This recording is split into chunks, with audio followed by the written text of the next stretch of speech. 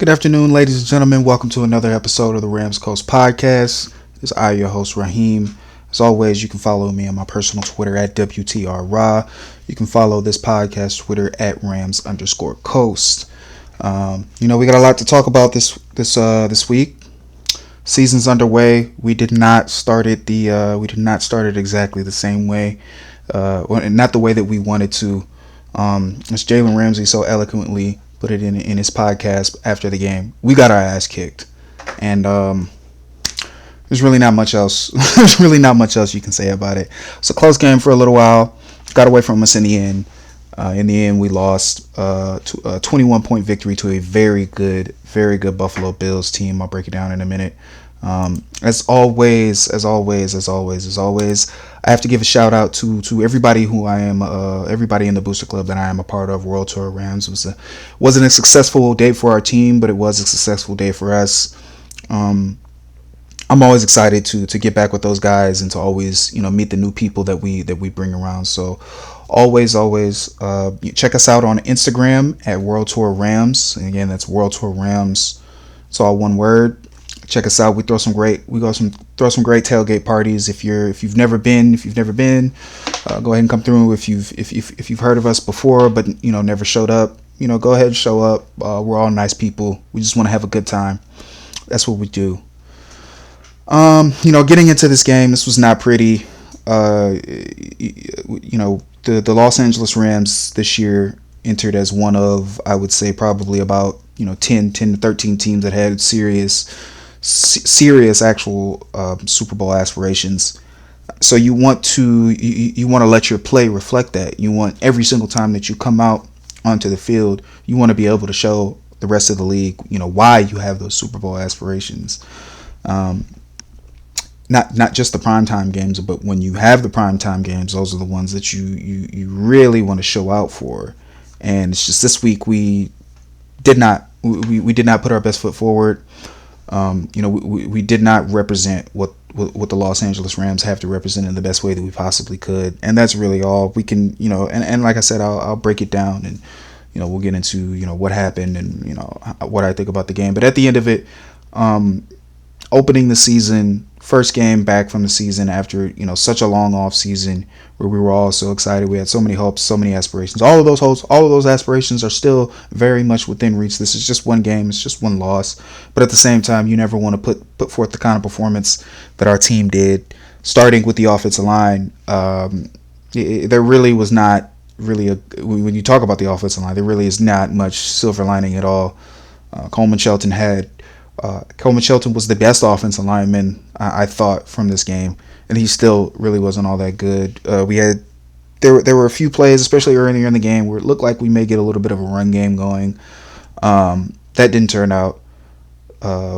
Stafford had no time to throw the ball, was constantly hurried, sacked 7 times. Just absolutely no time, no footing. Our offensive line gave us no sure footing to be able to establish any sort of offensive rhythm. Every time it looked like we were getting ready to put together a good drive, we'd either have a penalty or a sack that would take us, put us behind the chains. And we saw what we could in the first half of the game, and through about I want to say most of the third quarter, our defense was able to keep us in the game. But when we ourselves started turning the ball over, the game got out of hand. The Bills ended up running all pun intended, running the table on us, and really running us out of our own building, which again is not the way that you want to start the season at all. Not the way that you really want to play any game in the National Football League. But it was this game wasn't just on the offense. Wasn't just on the offense, wasn't just on the defense. It wasn't on one aspect of the team. We got outperformed in every aspect of the game. We got outplayed, we got outcoached, we got out hustled. Obviously, we got outscored. We just got outed. we just got beat. Defensively, like I said, defensively there was a lot to look at and be not a lot. There was something to look at and be hopeful about. Bobby Wagner had what I believe to be, I didn't think he had a great game, but I did think he had a good game. Got a tackle for loss here. Was able to make some stops in the run game. Got a sack on Bobby Wagner. Got a sack on Josh Allen. famously was not able to stop Josh Allen from scoring that touchdown that Josh did on his rush. But overall, I thought it was a good game. He, definitely looks a step slower than he has in previous years. But I have confidence in him. Ernest Jones, was flying around the field, even though he wasn't on the field much, and that's kind of, that was a little bit perplexing to me, especially seeing of how excited I was for Ernest Jones. Personally, I drafted him as a defensive player in my fantasy league, and hearing so much about what Ernest Jones could be, it was a little bit surprising to see him on the bench as much as he was in that game. We were able to force 3 turnovers. One of those was by Terrell Lewis, who made an absolutely phenomenal play. Not just recognizing where the pass was going, but getting there and just snatching it out of the wide receiver's hands. That was a big moment for us. We weren't able to capitalize on it. Troy Hill had a really nice interception where he broke on a ball by Josh Allen. Aaron Donald was a constant presence in Josh Allen's face, was constantly forcing him to move, and that was really the thing about this game, was that we were able, as much pressure as the Bills were able to get on Matthew Stafford, we were able to get a lot of pressure on Josh Allen. He's just much better at evading that pressure, and he was able to evade that pressure and find guys that consistently convert, especially on third downs. And that kept their drives going. But the defensive line, I thought, did a pretty good job. They weren't, Josh Allen was their top rusher. They really did not have a consistent run game. They had a pop play here and there, but for the most part, we were able to stymie their run game and keep ourselves, keep them behind the chains. But it just, when it got to third downs, we couldn't make the plays that we needed to make play. Josh Allen consistently, and kudos to the Bills. They had an absolutely great game plan. Like I said, our defensive line did, outside of getting actually to Josh Allen more than twice and putting him on the ground, our defensive line, did very well when it came to rushing the passer. As I said, Aaron Donald consistently won his match. Every time it was a one-on-one, and this is what we come to expect from Aaron Donald. Every time he got one-on-one with one of their offensive linemen, he abused them. He won. He was able to get into the backfield, with frightening regularity. But the Bills did a very good job of recognizing, on those plays, where they're going to have Aaron Donald be blocked by one player. They got the ball out very quick. And when you play, Rahim Morris likes to play a lot more off zone and softer coverages. And when you're doing that, you give the quarterback and the wide receiver just easy pitch and catch plays. We saw that a lot last year. We saw it in this game. The Bills, did a great job of knowing what the Los Angeles Rams were going to do, and they exploited it to a T. Again, kudos to them. Back on the offensive side of the ball, much ballyhooed offensive acquisition. Allen Robinson had 1 catch for 12 yards, and it wasn't so much. I don't think that they're really, it's like he's not as good as we think he is, or we made a mistake, or we spent too much money on him. When you go back and you watch the film, you look at the routes he's running. I want to say for more than half the game, he's running curls. It was just, and Stafford even, said so in his, in his presser. It was really difficult to get on the ball. There were some plays where he was open, he got separation. But for one, you can just tell that the connection between Stafford and A-Rob is not there yet.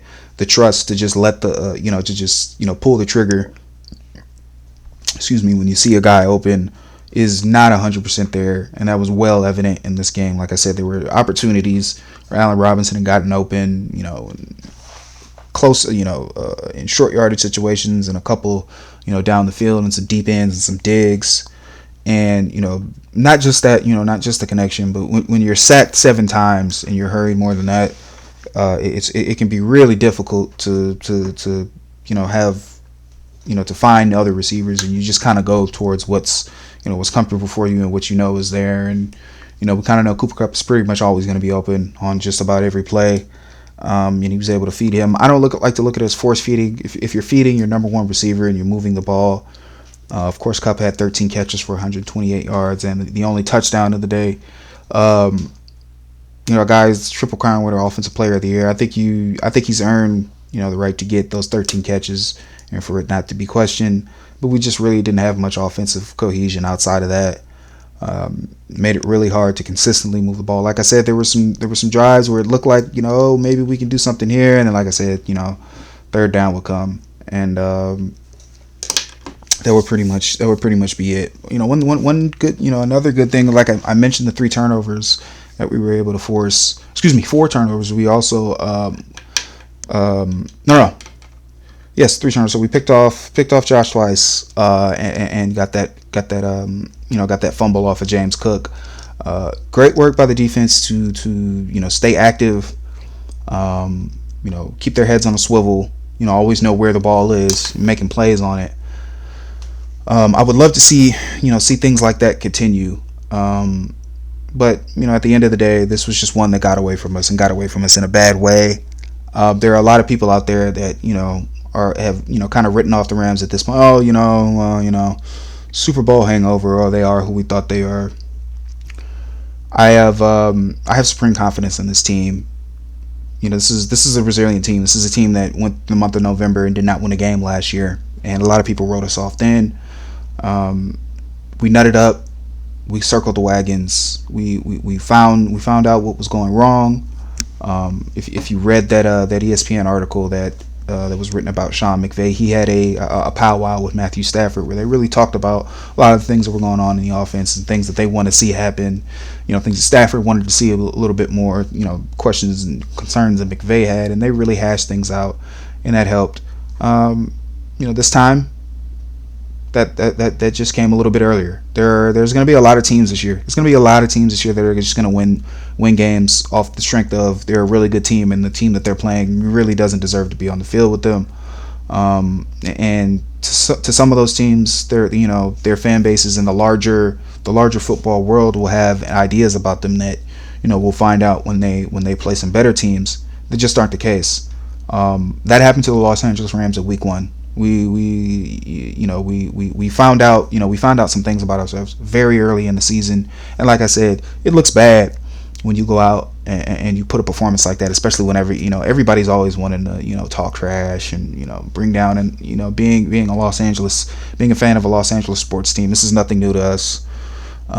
This fan base should not panic. Aaron Rodgers once told his Packer fans something, and I'm going to repeat it now, and it's RELAX. Relax. Like I said all about this game. This team knows. Jalen Ramsey knows. He said they got our ass kicked. The offensive line, the offensive line, all of those guys are looking at each other and kicking their own selves in the ass about their performance. They know this is a team with championship aspirations. This is a team that knows what it's like to win a championship. This is a team with experience. This team knows what's going on. This team, Cooper Kupp famously said in the offseason that we don't base our expectations, about what happens or what people say outside of the building. It's really the people in the inside of the building that matter. But we know the chatter. We know it's being said, and we know that at the end of the day, pouting about it and freaking out and panicking isn't going to do anything. We just got to do like we did last season. Nut up, circle the wagons, find the mistakes, fix them, and move on. Last week was last week. We had a golden opportunity to show the rest of the NFL how ready we were to run it back this year. We failed, and that's okay. It's one game. That's a great thing about the regular season, is that next week you can always come back. As long as it's like the last game of the regular season, is that next week you can always come back and do better. And especially these losses early in the season, like I said, sometimes they end up they end up being to your benefit if you can figure out what happened in those games and figure out why you lost those games and fix those mistakes. And that's just that's just what we have to do.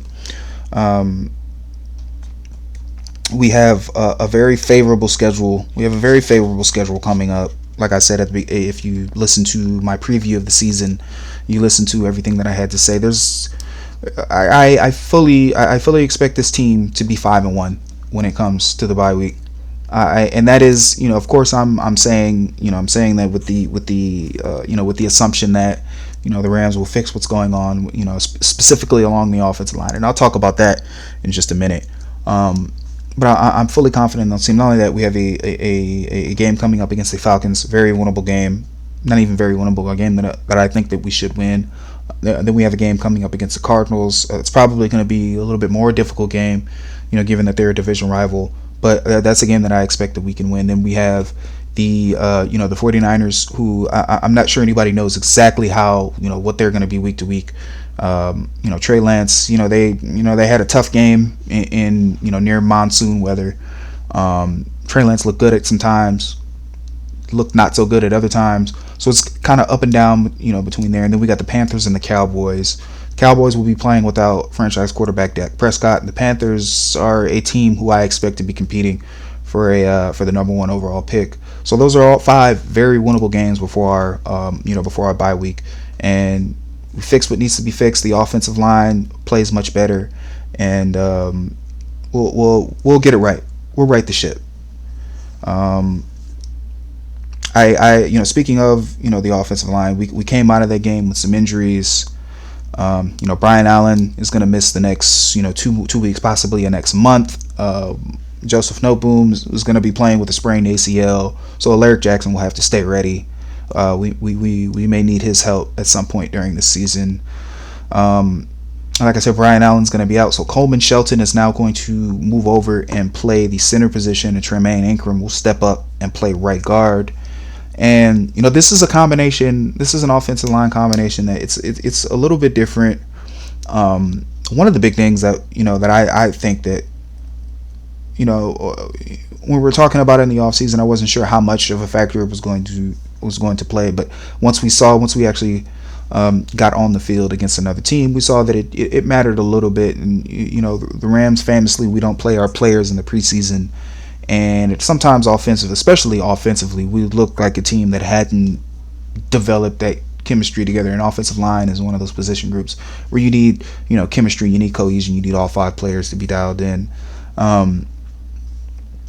So it looked like them not playing together maybe had a part to do in how poorly they played.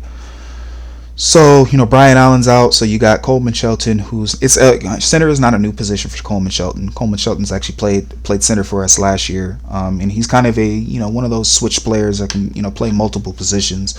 This isn't something that's out of character. It's going to be totally new for him. Tremaine Ingram, I believe, has not played much guard for us. He's played tackle. He played tackle for us in some spots, and he's been on this team for a little while, so he's got some experience learning from guys.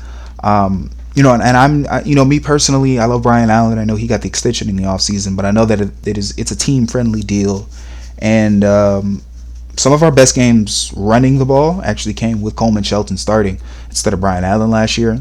Brian Allen, like we said, we love him, is a little bit small. It is a little bit on the smaller side. Coleman Shelton's a little bigger, a little more physical. He may help us to reestablish the line of scrimmage, and give our running back some room to run before they're having to start trying to fight off tackles, and give Stafford, hopefully, we'll see what he does in the passing game. But Coleman's a little bit more physical, and I think this is a better team. I think the Los Angeles Rams are a better team when we can run the ball with some consistency. For Stafford to be able to turn around and hand the ball off 4 yards a pop with everything that we can do. Throwing the ball, just makes it that much more harder to defend. So you say, and then, with Brian Allen in the starting lineup, our offensive line really did not, like I said, didn't play well at all, play poorly. So you wonder, if in this next 2 weeks to a month, depending on how things shake out and depending on how the teams play, is Coleman Shelton our starting center going forward? Of course, we have to see how things shake out. We got to play this game.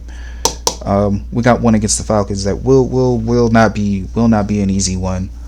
And I'll break that down in a minute. But that's something, that is something that I'm wondering. I talked a little about Brian Allen and his limitations, specifically as a run blocker. So I'm just, like I said, the offensive line played extremely poorly. So I'm not really 100% sure how you can be, Brian Allen's a starter, and if we're a better team and we're playing better, with the lineup of Noteboom Edwards, Shelton, Ankrum, and Havenstein. I don't see how you go back to Brian Allen. Of course, we have to see that first. Um, but these are just and me throwing my thoughts out there.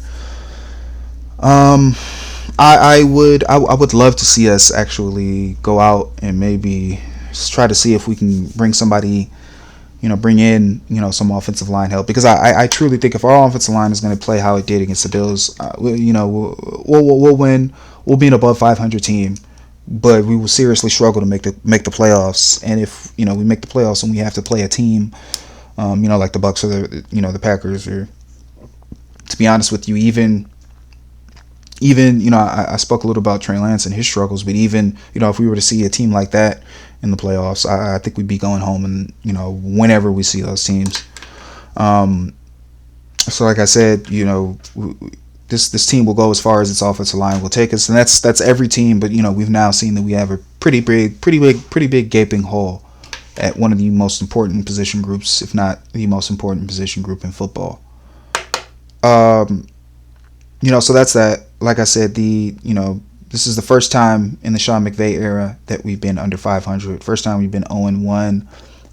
We've lost games before, but I don't believe Sean McVay is a loser. I think he's the exact opposite of that. I think he's a winner. I think he is going to, him and the rest of the coaches, they're going to watch the film. They're going to make the adjustments where they need to be made, and we're going to play much better. Also, there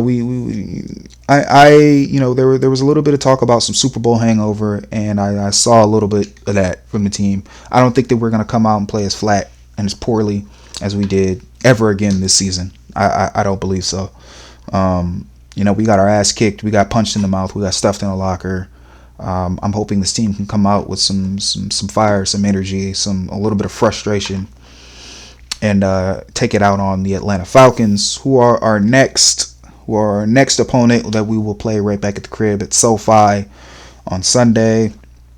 The Falcons they were surprising a lot of people from the first to the third quarter against the New Orleans Saints. Another one of those teams that people think could possibly have Super Bowl aspirations. In the end, the Saints were able to find a way to come back and get it done.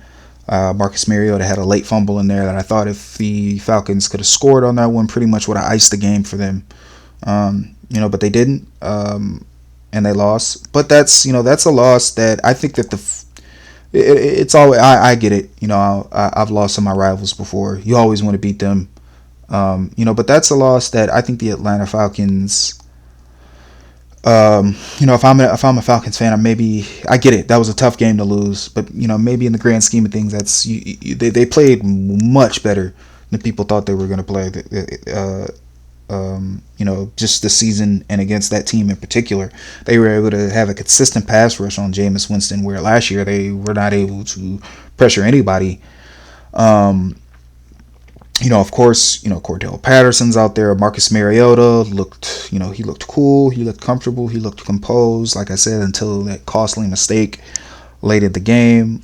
He was able to get outside of the pocket, use his legs some. He made some throws outside of the pocket. They've got some playmakers. They've got some holes though, and I think when you look at the Atlanta Falcons, you look at this as a roster. And you say even in a weakened NFC, even in a weakened NFC, you look at the Atlanta Falcons and you say this is a team that's more than likely not going to make the playoffs. My apologies to any Falcons fans that may be watching this, but that's just my honest opinion when I look at the Falcons roster. There's some good players to be had there. Grady Jarrett was absolutely dominant against that Saints offensive line on Sunday. So he's, with our issues at offensive line, he's a player that we have to watch for. Dan Jones is, isn't the playmaker that people thought he was going to develop in, but he's still a very fine player in this league. AJ Terrell is one of the best corners in the league. They got Cordell Patterson on the offensive side. Kyle Pitts, Drake London looks like he may be something nice. But I don't see this as a team that's really altogether built around and built to, handle everything that comes with a 17 game season and then make it into the playoffs. I look at this as a game that I expect the Los Angeles Rams to win. much more than just saying that we have a chance to win at the Bills. Like I said, this is a game that I would expect my team to win, and as long as we take this team seriously and take care of business early, I think we will. How do you do that? So I've got a few keys, keys for victory that I think if we can handle these areas and handle them well, we'll give ourselves a good chance to win this game. We have to reestablish the line of scrimmage. I've spoken, so much about the offensive line today and on this episode. We have to reestablish the line of scrimmage. Everything starts up front. It's a game of inches and it's won in the trenches. We have to be. Our offensive line has to play better than it did last Thursday. There's no way. If not, we're going to be in for a long season. We have to reestablish the line of scrimmage. Darrell Henderson had 13 carries on 13 carries, 47 yards. At one point in the game he was averaging 4 yards a carry, but after a while the Bills were able to slow us down. And not only that, Darrell Henderson, I like him, but he's not the kind of guy who I think that can just carry a running game. I think he really needs a lot of help. We've really got to open up holes for these ball carriers. Cam Akers did not get a lot of burn last week, and then we kind of found out that he may be very deep in Sean McVay's doghouse right now. I think he's a phenomenal player. I think he's extremely talented, but it sounds like he's got some things that he's got to work through before McVay really starts to give him the amount of touches that Rams fans would really like to see him get. So it may be Hendo carrying the load for a little while, and of course Kyron Williams going on IR. So it may be Hendo carrying the load, and Cam just getting some spot work here and there. But no matter who it is, our offensive line has to play better. This is an offense who I've said time and time again is so much better when we can realistically and consistently rely on our run game. If our offensive line's holding up and we can give Stafford time, we've seen that he can carry the offense, but it just makes things so much easier when we're able to run the ball. And this is a team who their edge defenders are very athletic, but I watched them get gashed a little bit in between the tackles and really in between the guards and in those gap run plays. And if we can consistently, there was a couple trap concepts that we ran against the Bills that yielded some nice runs. If we can consistently do things like that, pull some guards, I really think this is a chance for us to like I said, reestablish that line of scrimmage, reestablish our run game, and take some of the pressure and take some of the heat off of the passing attack. If you're in much more favorable down and distance positions, defensive players and pass rushers can't pin their heels back and just come after the quarterback. The Bills didn't blitz us at all. I believe they had 7 sacks without blitzing us. But defensive coordinators are a little less. We're going to blitz a bit less. And that's got to be something that we can do, not just for this game, but going throughout the season. We've got to have some balance to this offense. So that's my number one key. I would like to see us develop that connection between Matthew Stafford and Allen Robinson. I think Allen Robinson is a phenomenal player. May not be what he once was, earlier in his career. Jacksonville, I still think, and I've said this about him, and I'll say it time and time again. He's He's playing for the best team he's ever played with the best coach in offensive mind that's ever coached for him. He's gonna be playing with the best quarterback that he's ever played with. Two targets and 1 catch for 12 yards. As we see, is not going to cut it for this offense. That we have to, it can't just be cup. It worked for us down the stretch in the Super Bowl, but that's one game. Hats off to him and Stafford for their work in that game. But that's not a feasible formula. That's not a winning formula for a team in the NFL. We have to have other passing options. We've got some playmakers on this, but they had some drops. Higbee had 3 drops. Skoranek had, Skoranek, I don't believe that Skoranek dropped the ball, but Tutu had a drop. So, we're going to need some other, especially until Van comes back. We're going to need some consistent playmakers, and I think that Allen Robinson with his skill set fits that, especially of a number two target in this offense. I think he's too talented, and there was so much. Both Stafford and Cup pounded the table for Allen Robinson to be here, and they did so for a reason. I think he's too talented, and we spent too much money on him to look at a game and say, oh, he only got one catch for 12 yards, and oh, it's the flow of the game. We need to dictate the flow of the game much more. Some of that is getting better play from our offensive line, which I talked about just a second ago. But I think that this is a week where McVay needs to look for opportunities to get Allen Robinson the ball, and Stafford's gotta look for him in his progression. If it means forcing him a couple balls here and there, I'm okay with it. But we can't just allow the defenses to key in on Cup and just that stop our offense. This offense. One of the things about we were all excited about this offense is how many different passing options. Of course. When the offensive line isn't playing like it is, like I've said so many times, it's really hard to have that variation in your offense. But if we can build on number one, if that offensive line improves, let's get A-Rob the ball. Let's try to get him a 100-yard game. Let's see if we can get him a touchdown.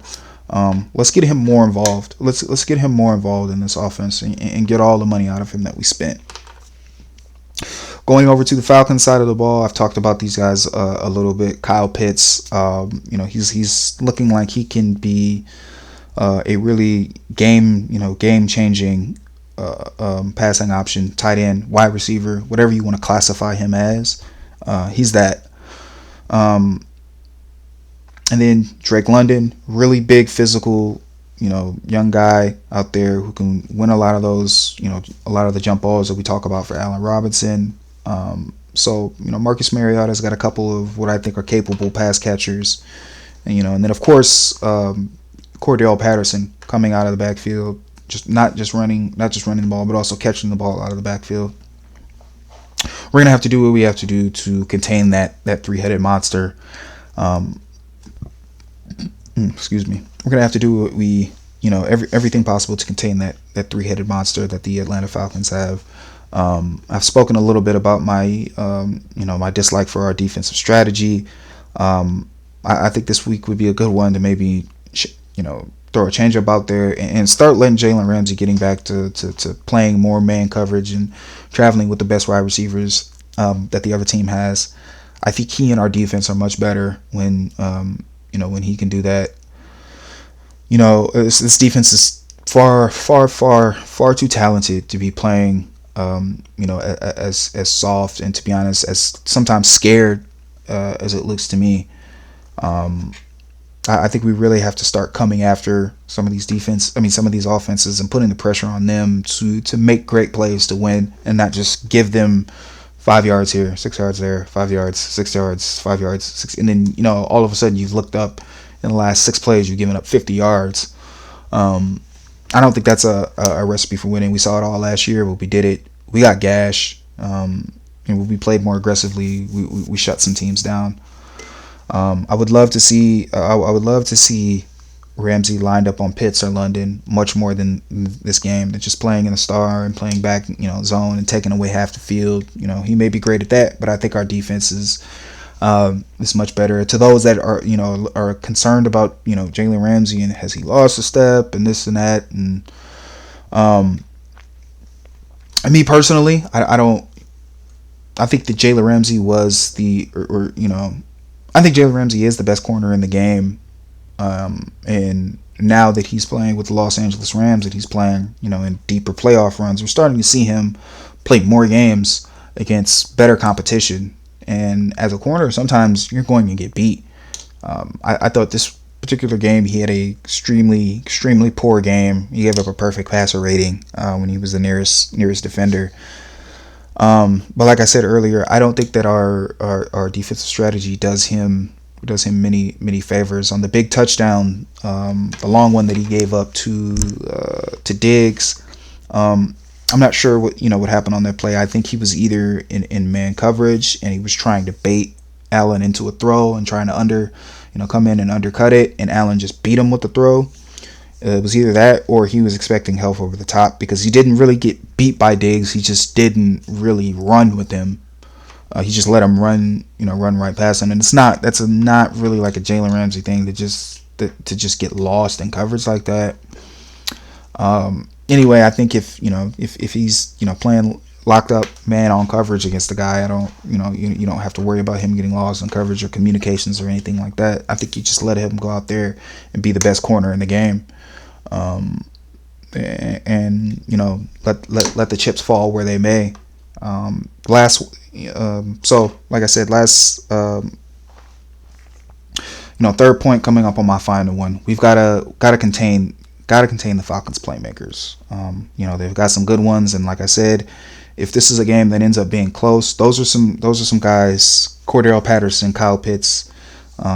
Those are the guys who I'm really worried about, but even Drake London as well. I throw him in there. Are some guys that can break that game open for him and then swing it in their direction. So we have to contain those bringers. And bringing it up to my last point, I like what I saw from the aggressive play from some of our defensive playmakers and going after some of those balls that Allen threw. We got two hands on two of them. We forced a fumble. I would love to see that continue. That's something that I think that the Los Angeles Rams as a defense, we haven't always done well, and I'd like to see us do better.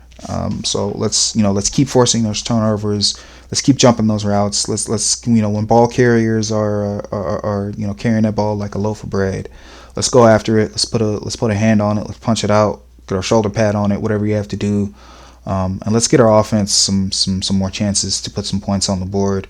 And like I said, those 4 points. That's how we get things. I talked about riding the ship earlier. This is the first step of that. That's how we do it. Reestablish that line of scrimmage. Get some physicality back on that offensive line. Be able to run the ball, not just be able to run the ball, but actually be able to allow Stafford to work through his progressions and find Allen Robinson, so that we can develop that connection and have a real true two-headed monster in this passing attack. Defensively, got to contain the playmakers. As containing the playmakers is probably a key for every week, but this week I'm pointing out these playmakers, and then finally at the end, let's get some turnovers. Let's give our offense more chances to score, and I have confidence that this team will get back to 500 and get a win against the Falcons. I'll be at this game. I'll be at this game as well. I am not a season ticket holder per se, but I usually find my way to games. I'll be sitting in section 310. Come and find me if you are going to be coming to the game beforehand, doing some tailgating. Again, I will be there with my crew, World Tour Rams. Look us up on IG, World Tour Rams. We will be in the pink lot, Booster Club row. Look for a flag with a big old ram holding a globe. We'll be out there. We'll be having fun. We don't charge anything for you guys to come through. Just bring a case of beer, whatever you're drinking. Come through, have fun. Let's support our boys, man. This isn't a game that's considered as big as the last one that we just played. So let's take advantage of that. Let's take advantage of fans that won't be traveling out. Let's get out to a game, get out to a great environment. Sofi was extremely hot last week. It was like a sauna in there. The game will be much cooler. They're like I said, this is not to the opposing fan base. This is not as big as a game. It's definitely going to be more seats available. Rams fans, please take advantage of that. We didn't have a team in this city for 22 years. Now this team is back. Not only is this team back, but this team is a Super Bowl contender. Let's show this team some love, and let's show this city some love, and let's combat some of those narratives out there about the Rams and their fans. I hope to see you all there. Like I said, I will be there. Pink lot, row 1 before the game, section 310. Go ahead and check in with me. If you see me, go ahead and say what's up to me. I'll say what's up back. And let's help our team get back on the right track today. Again, always you can always interact with me online on Twitter at WTRRaw. If you wanna, WTRRaw. That's a little bit more personal. I do a little bit more trash talking. This Rams Coast account, I try to keep things a little less funny, a little more realistic, and try to give you guys my actual thoughts about not just the Rams, but some of these other teams and football in the game in general. You can follow this podcast Twitter account at Rams_Coast. I will check back in with you guys probably sometime either Friday or Saturday night. And I will see a lot of y'all in person on Sunday. Like I said, let's get back at it, man. Let's go. Whose house? Rams house.